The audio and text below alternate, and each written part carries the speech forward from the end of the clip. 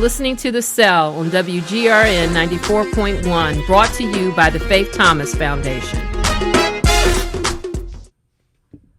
I'd like to welcome our listeners back, and I need to catch everybody else up that didn't listen the previous week when we had Margie Chapman with us talking about yoga. And this is actually part 2.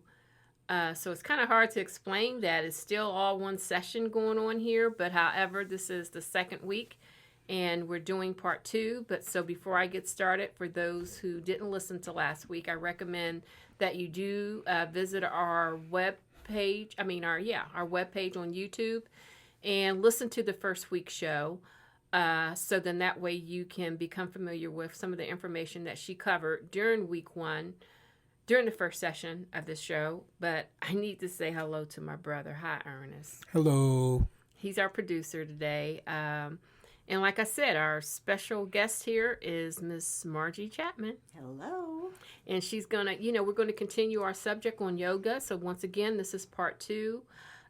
So Margie, one of the biggest things that our listeners didn't get to hear last week, if they didn't listen to the show, is that are just tuning in, is about one of the most important things with yoga is breathing. Yes.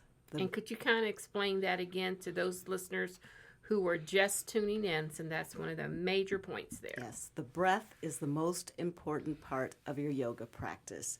If you are not moving and flowing with the breath, you are not practicing yoga. That's why we don't call gymnasts yogis, although they do a lot of similar things, but their primary focus is not the breath. Uh-huh. So, Ernest, for those of you who got those fancy watches, Ernie, what do you have on your watch that tells you how you're breathing? It's a breathing exercise that you can do. It's like 60 seconds. So. And she said that's yoga. Yes. So Ernie, I didn't know I was doing yoga all this time. For at least 60 seconds. For at least 60 you're doing seconds. yoga. So now I'm going to stand up now and do it. So. Yeah, just keep hitting 60. I'm not 60, taking my shoes 60. off. We happen to get into this conversation. Ernie asked, what is the attire that you wear when you do yoga? So she started explaining about how you wear the different types of gym wear and things like that. And he asked, did you have to take your shoes off? So we kind of got into that conversation where about if you have to take your shoes off, how people's feet shoes smell. And socks. Yeah, shoes. Okay, and their feet smell. And then about how you have to make sure you had your manicure, how you had to make sure you use soap and water before you went, so your stuff is not stinking and everything like that. And then I think some of the things that came up out of that conversation too was also that it's not just feet that are smelling, but the burps, people, because of all the movement, the different types of positions that you go into, that individuals are burping and passing gas. Right. So what you said, you have a saying for that. Well, a yoga space can be the smelliest place that you've ever walked into. And I like to say, don't try to hold your gas in, either coming out of the mouth or the other end, because there's more room out than there is in. So let it go. Don't let that discourage you from taking up yoga or reaching out to Margie. Because there's going to be feet, gas, and burping. So some of you will probably feel right at home. Yeah. In regards, that we do need to get rid of those things because of the fact that those things can't, hold toxins. Exactly. And so you're releasing toxins. Mm-hmm. So she says she has some spritzers and everything like that to kind of spray around. Yeah, we'll spritz you. Yeah, I was saying that's Febreze, spray up on you real quick. But, I am going to try it. Me, Ernie, and Jada are going. It's out there now. It's out there, yeah. Tell Jada I threw her under the bus.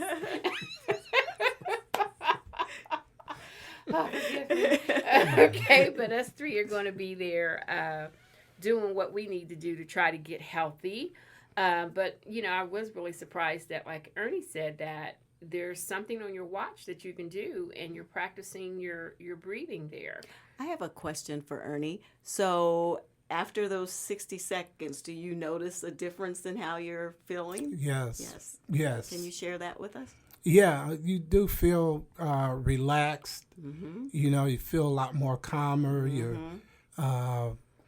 your whole body just feels a lot different. So, but I didn't know I was doing yoga. I just thought, I've heard, people taking the time to breathe is healthy, but I didn't realize. Conscious breathing. Yeah, yes. So Makes all the difference in the yeah, world. you do feel it. You definitely feel it. Yeah, well, I don't know do the phones do it? Because I'm not really into wearing watches.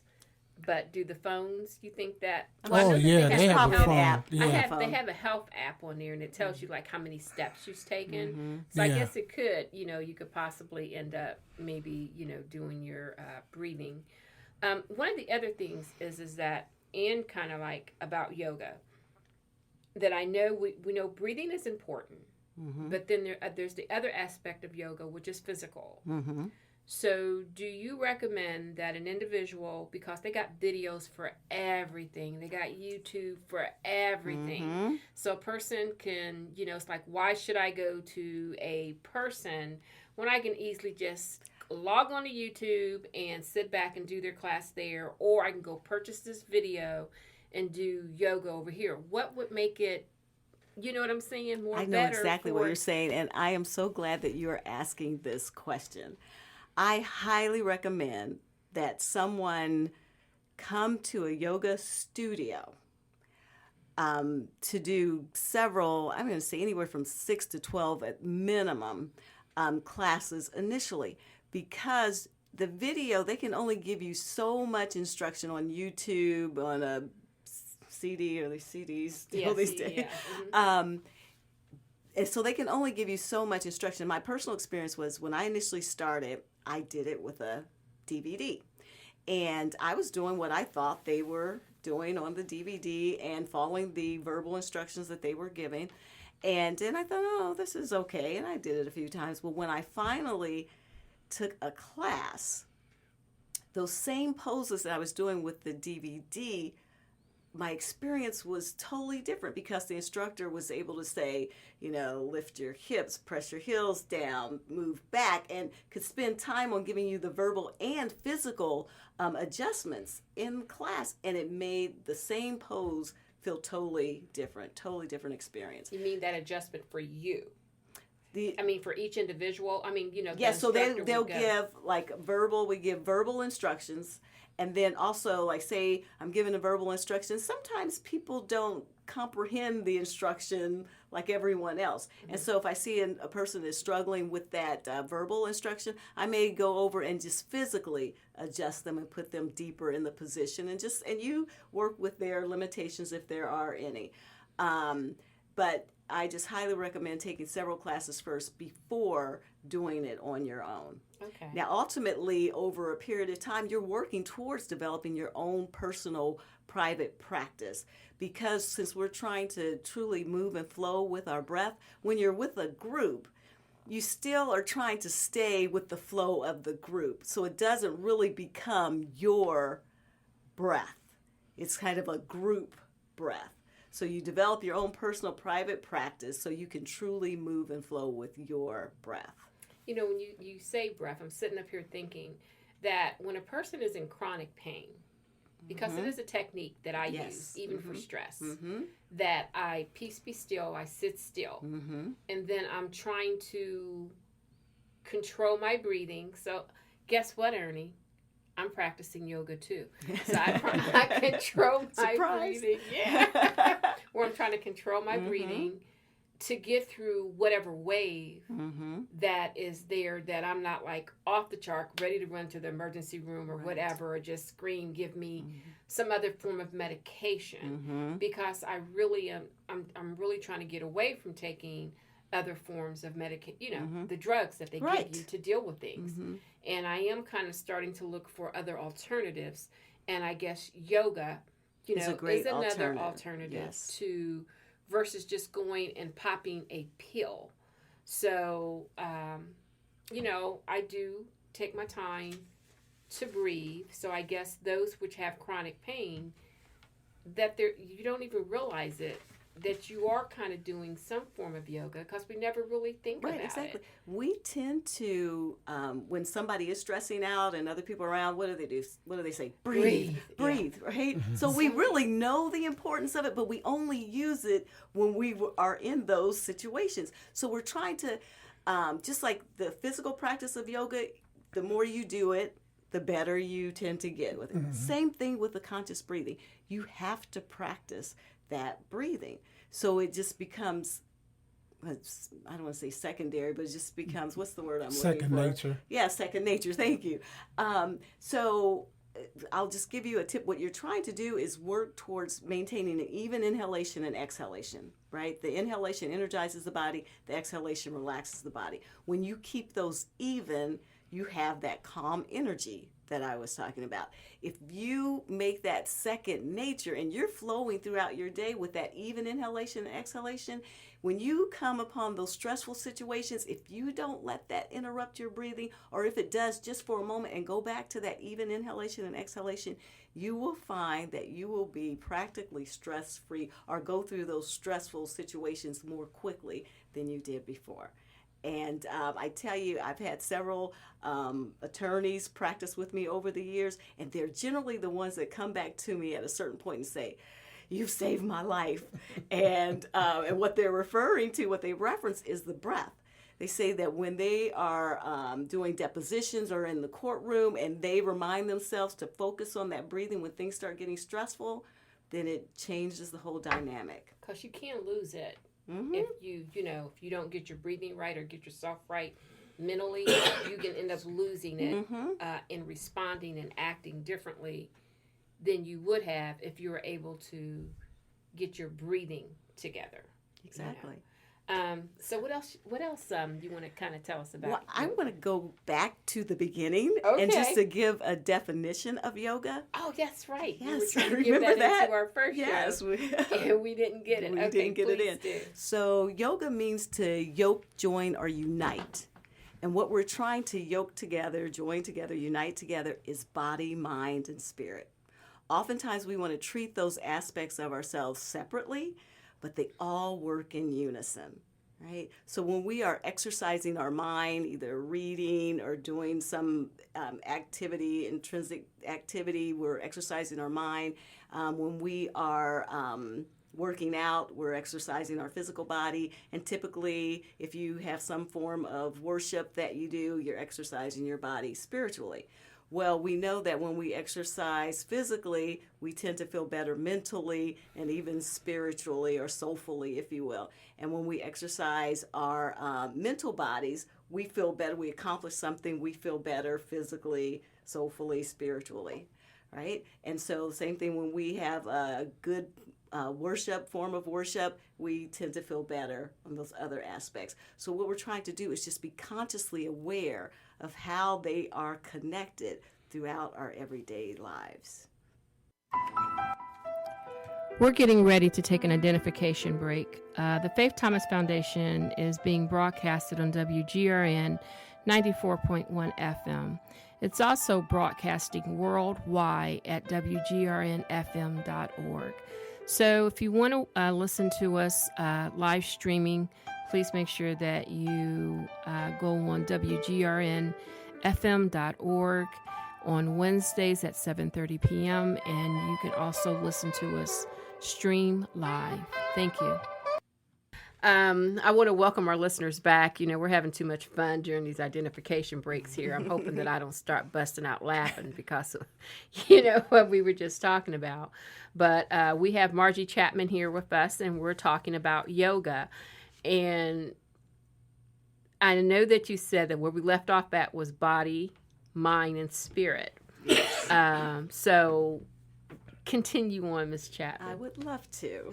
So yeah, we're trying to yoke together body, mind, and spirit, and knowing that each of those aspects of ourselves work in conjunction. So when one is off, the others are off as well. So we know that stress affects the body physically, mentally, emotionally, right? So we can be conscious in our yoga practice of the breath and de-stressing so that we can bring those aspects back into alignment, right? Okay. I kind of want to get to where you were talking about, because you were saying that you can do yoga in a chair, which I never knew that you could do yoga in a chair. Mm-hmm. But not just, I just want our listeners to know it's not just a chair, but also a wheelchair. Yes, any So, type of chair. Any type of chair. So a person that does have a disability, you don't have to worry about, getting up out of the wheelchair or anything like that, that they're able to do, if they're able to, whatever their limitations are. Right. I also like to stress to people practicing yoga with limitations and without. I mean, we all have limitations to some degree, and some of them are mental limitations. But I say focus on your abilities. For most of us, our abilities far outweigh our limitations. But for some reason, we get caught up Mentally. on the limitations instead of focusing and being grateful for our abilities, right? So I may have someone that comes to class that's half leg amputated, and I say, hey, there's somebody out there that has no legs, Right. So, and still your abilities, you may be minus a leg or half a leg, but your abilities still outweigh your limitations. Yeah. And we can work around any limitation, right? I always say and share that there are modifications to just about every yoga pose, and there's also modifications for the modifications for the modifications. Okay. So no matter how limited you are, there is a style, a type of modified yoga practice. So for I you. wouldn't be one of those. I mean, even though I'm visualizing that I'm going to be one of those difficult yoga people, person that complain about every mood or thing that you ask me to go into, I'm going to be saying ooh and ow. I mean, mentally, I'm already saying right, it you're already before- setting yourself Yeah, up. I'm right. already- Instead of coming in with the attitude of, I'm going to embrace my limitations, I'm going to be grateful for what I'm able to do, right? And I also, throughout a class, sometimes beginning, during, and after, I stress that with the class. It's like, have an attitude of gratitude and thank your bodies. And because I say bodies, because not just your physical body, but your mental, emotional, spiritual bodies as well, for what they allow you to do each and every day. Right? Just be grateful. I'm grateful now, but I know that I could probably, if I start doing something, would probably be more grateful. Yes. And you're kind of pumping me up. Come on, you can do it. You I can do it. I'm gonna get that group together, Uh-huh. Ernie. Yeah, so it sounds like you Jada. already have somebody that's used to being in a chair already, right? Yeah, this past weekend I was pushing somebody around in a chair, so that ought to be real. So she great. already has her yoga prop to do Yeah. chair yoga. Yeah. So she's ready. chair. For some reason, when I'm thinking you're saying chair yoga, but you're saying chair yoga. Chair So, yoga. yeah, for some reason I'm thinking chair yoga. So how do you deal with the inflammation part of the yoga? What type of poses do you do for people that have problems with inflammation? Because you know that when you're trying to get into that pose, you know that is kind of Well, I tell you what typically happens. There's not necessarily a pose for inflammation, but what typically happens as you develop your yoga practice, you become more in tune to your body. And this is personal experience, you come more in tune to your body and you start giving your body the things that it wants as opposed to the things that you want, right? And so, unfortunately, those foods that you give your body tend to be not inflammation aggravating foods. going back to the OG, to the OG Right, back of to the garden. that's right, our garden. Yeah. Grow those vegetables. And so the foods that are alkalinizing to the body, and this is a whole other show, you want to try to keep your body in a more alkaline state versus acidic, but most people are walking around in an acidic state. Being in an acidic state causes inflammation. Foods that help to keep you more in an alkaline state are green leafy vegetables like your kale, your collards, your broccoli, and even though it's not green, it falls under the same category, cauliflower, seaweed. those are high on the alkaline To scale. help keep inflammation down. Help keep inflammation in the body down. Mm-hmm. Things that can be more aggravating and inflammation causing are things that a lot of people don't want to hear. I'm cringing already. I'm over here cringing. Dairy and nuts and seeds. Oh. Yeah, most grain and especially processed grain. The Nuts. only totally alkaline grain is millet, and a lot of people aren't even familiar with millet. Very low on the acidic chart, so it's close to the alkaline chart, is quinoa. But all other grains are on some level of that acidic chart. And when they are processed into bread and crackers, and it's even... So you mean to tell me when I'm sitting back thinking I'm eating healthy because I have an issue with inflammation, then I'm sitting up here eating all these handful of peanuts that I'm blowing Peanuts myself are up. some of the worst. The almonds are on the acidic chart, but they're low on the acidic chart. So you're better off like eating almonds. Pumpkin seeds are lower on the acidic chart. But you can eat acidic foods. You just need to then increase your alkaline foods to balance it Okay. out. Okay. All right. Yeah. See, that's why we had her come back and talk about yoga, because we knew when she was talking about the OG planting her garden and everything that the girl knew what her vegetables and stuff was. And she's trying to share that stuff with her community. And I thought that was just so great, and not just reaching out to the young, but to also the older individuals to try to pass on wisdoms to the younger ones. Exactly. And then also help have the older ones feel like they still mean a lot Right, and have can make a value. difference and change, Yes. you know, in the young ones. Exactly. So it's just more, it's a garden of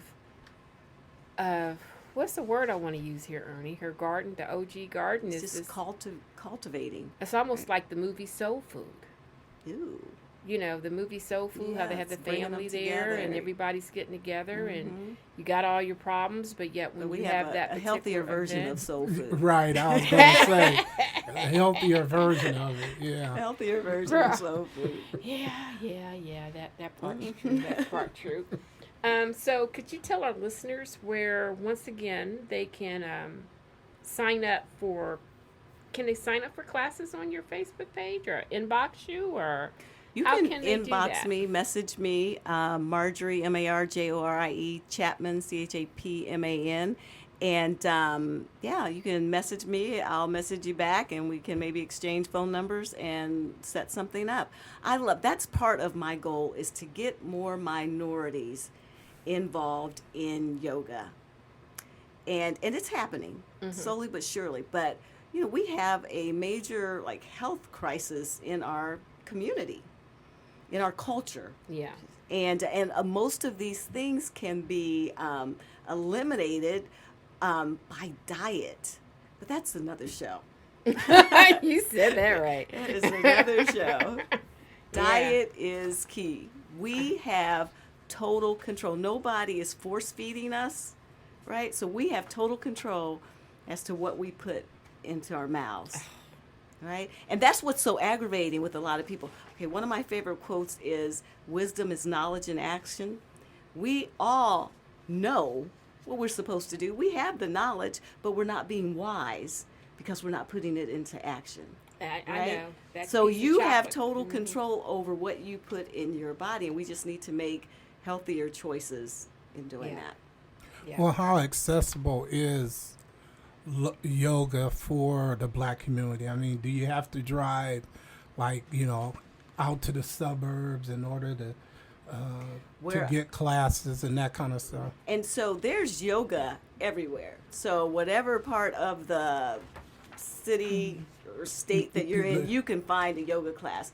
But Close to you. close to you. So I am on the southeast side, and that is a goal of mine, is to make it more accessible in our community. So I'm there. And So she I also will travels. travel. Yeah. So wherever I'm going to eliminate all your excuses. I have everything you need. I will show up to you. First class is free. All you have to do is reach out to me. It's a little rhyme. But also I have access to a yoga studio to schedule individual group classes. You can put together your own group. We can work it out. No excuses. Well, what do you think been the holdup that our people? It's been so hesitant about going. I mean, they're exercising like I know you can find electric slide or line dancing exercise classes everywhere. What's the? Well, I tell you what I think what do you think it because is? it was this for me too, is the whole stigma of, is it a religion? And my used to think it was a grandfather, religion. who's never deceased thought now, that. he's deceased now, but he was a Baptist minister. Buddha.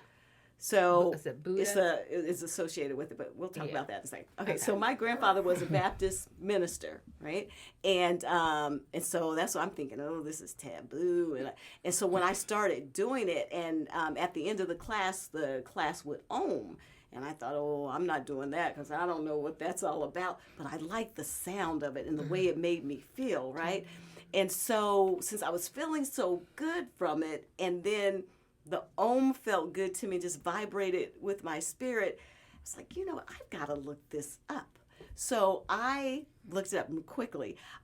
So most often when we see Om spelled, it's spelled O-M. But the actual Sanskrit spelling, which is an old Indian dialect, is spelled A-U-M. The English translation to A-U-M, which is actually pronounced like Aum, so you're pronouncing the A-U-M, is Amen. That's the English translation. Wow. Exactly. And so when I found that out, then I was comfortable with it. And it's like, no wonder that's vibrating with my spirit. Right. So there were other things as I practiced and I went through my teacher training that I learned. It was just out of my ignorance that, was keeping me from totally embracing it. And once I learned what everything was about and I was more comfortable with it, and then it just really blew up for me.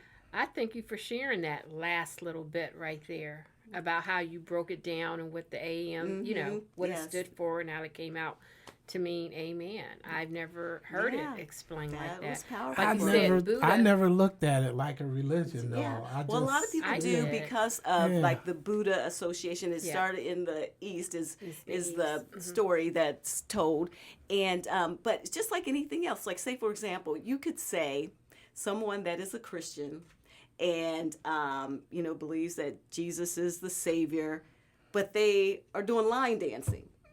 So is line dancing a religion because this person that's doing line dancing is a Christian?